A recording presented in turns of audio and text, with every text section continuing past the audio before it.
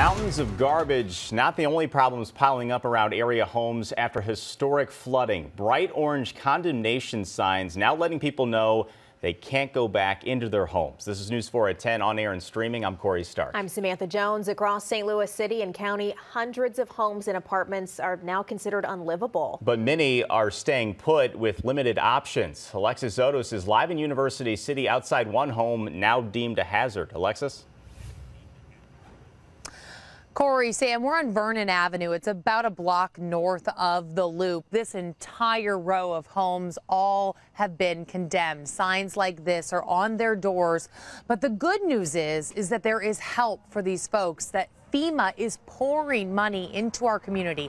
As of today, FEMA has approved $7 million in disaster funding.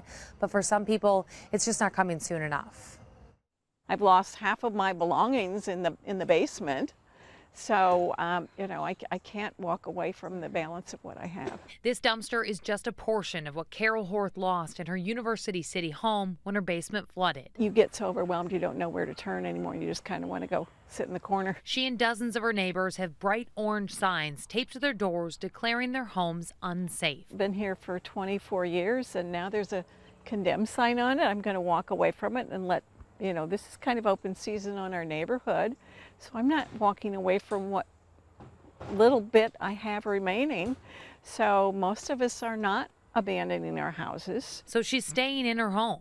She's had her electrical and HVAC replaced, but it will need to be sanitized before it'll pass inspection. Until we get the debris out, we can't sanitize because there's more debris still in the basement. And she can't get a new dumpster because they're in high demand. A few miles away on Vernon Avenue, more orange signs cover the doors. One of my tenants, sent me a picture of it. Charles Hill owns this apartment building. As a landlord, he doesn't qualify for FEMA disaster relief. Now he's paying out of pocket to get the building back up to code. We just had the inspection today, and so we're back in business, so people can move back in. In Hazelwood, 375 apartments have been declared unlivable. City leaders are working with building owners to ensure they're repaired properly. In St. Louis City, 29 homes, mostly in the Ellendale neighborhood, have been condemned. Any permit fees are waived for repair work. Hill says he also didn't have to pay any fees. They kind of worked with you. For Horth, she's trying to take it day by day, but even the $100 she spent at the laundromat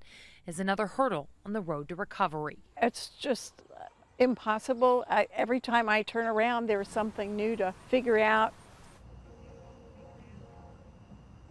1,600 households have been approved for that FEMA relief. So there's a lot of families just like Carol out there.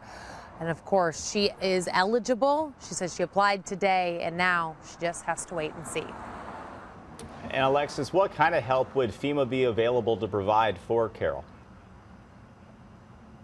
So FEMA will provide homeowners, if they're approved for those grants, money to pay for repairs to make their home safe and functionable. But that doesn't mean everything is going to be replaced. For Carol, she says her basement was finished, and she knows that it could pay for some repairs, but it's not going to replace everything that she lost and everything she had before the floods came in.